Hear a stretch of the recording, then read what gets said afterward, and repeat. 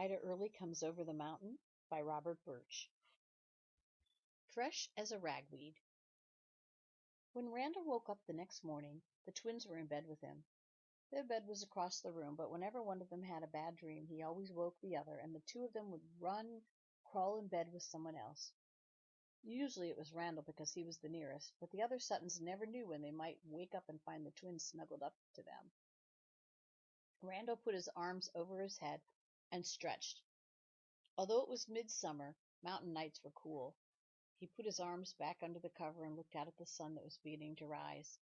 It appeared to be peeking at him from between two mountains in the distance. He stretched again and got out of bed, tucking the blanket back around the twins. It was Randall's job to make a fire in the cook stove every morning before he went about his other chores. His next job was to draw a bucket of fresh water and bring it into the house. Then he should go to the barn to feed the livestock and do the milking. But on this morning, before he had finished dressing, he smelled smoke. The house is on fire, was his first thought.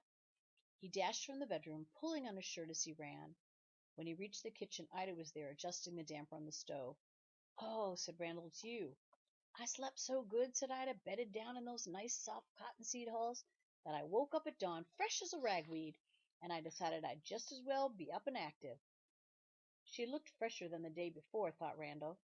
Instead of the patchwork shirt, she wore a clean white one with her overalls. The cuffs had been cut off, and the collar was frayed. Buttons were missing, and the shirt was held together with a big safety pin. A tiny basket carved from a peach seed dangled from the pin. Randall thought of the time he'd tried to carve a basket from a peach seed. The knife had slipped, and he'd almost cut off his thumb. Ida opened a cupboard door and asked, "Where do you keep the bacon?" Randall went into the pantry and brought out a big slab of the home-cured meat. Ida began slicing thin strips from it.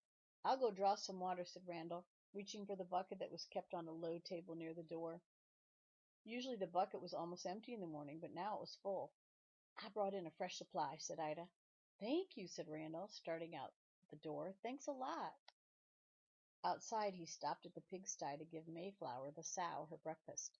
A gallon of buttermilk left from yesterday's churning. Mayflower was asleep in the corner of the pen, but the moment she heard Randall, she dashed toward him. "Okay, okay," he said, leaning over the board fence and pouring the buttermilk into a wooden trough. 7 little pigs came from the corner, and one of them climbed into the trough. Mayflower pushed it back onto the ground with her snout. Randall laughed. "That's no way to treat one of your children." Mayflower slurped greedily.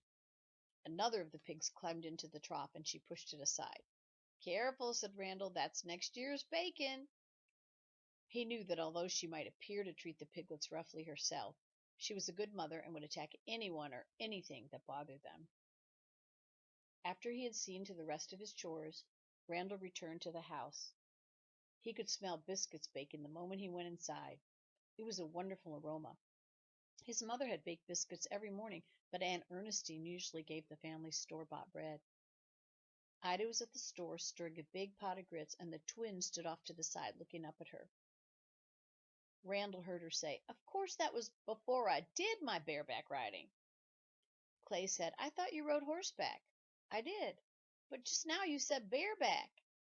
Randall supposed Ida would learn that Clay always insisted on keeping to the exact truth. Sometimes the truth to Clay was more exact than to anyone else. "She doesn't mean she rode bears," he said. "She means the horses she rode was bareback, that it didn't have a saddle or anything on it." Clay looked at him. "It had her on it, didn't it?" Before Randall could answer, Ida said, "Of course I was talking about bears." Then she lowered her voice as if she were telling a secret. "But to tell you the truth, I never did ride bears bareback, nor buffaloes either. For them I had a little red saddle with white fringe around it, and I'd go skipping out in a costume that made me look like a valentine and hop onto their backs." "Then what happened?" asked Dewey. Ida stirred the grits again and turned away from the stove. "Why, I'd go riding away yelling, 'Yippee!' as loud as I could, like this." At that she jumped into the air, clicked her heels together, and yelled, "Yippee!" so loud that dishes rattled in the cupboard. Then she skipped a few more steps, jumped into the air, and yelled, "Yippee!" again. "Come on, try it," she told the twins, and the 3 of them circled the kitchen, skipping, jumping, and yelling. Aunt Ernestine burst into the room. "What on earth is going on?" she asked.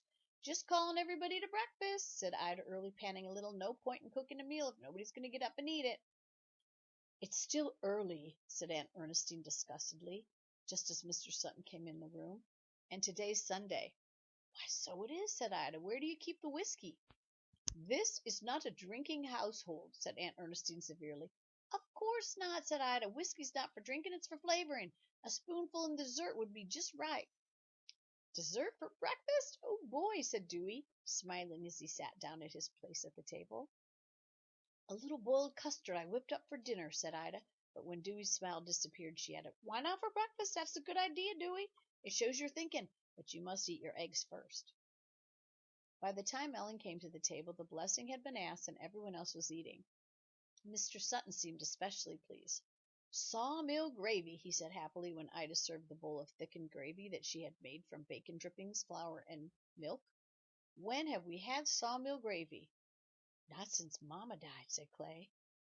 There was a brief silence, and Randall thought about his mother. It was still difficult to believe that she was gone. Often he imagined she was no farther away than the next room. He could hear her saying on the morning she was taken to the hospital, I'll be back before the dogwoods bloom. 2 weeks later, on the day of her funeral, a dogwood tree in the cemetery had been so filled with blossoms that it looked like a white cloud. Now, said Ida Early, who's for some boiled custard? Everybody, said Randall, getting up to help serve it. If you think a drop of whiskey would help, said Mr. Sutton, there's a fruit jar of it in the pantry just back of the syrup bucket. Ida flavored the custard with a very small amount of whiskey, and when she had ladled out the custard, she grated nutmeg on top. Everyone liked it. Even Aunt Ernestine was impressed. I can never get it so smooth, she said. This is delicious. Why, thank you, ma'am, said Ida. I learned to make it when I was cooking for family over in Gatlinburg. Her tone of voice was different when she said it, and Randall looked at her.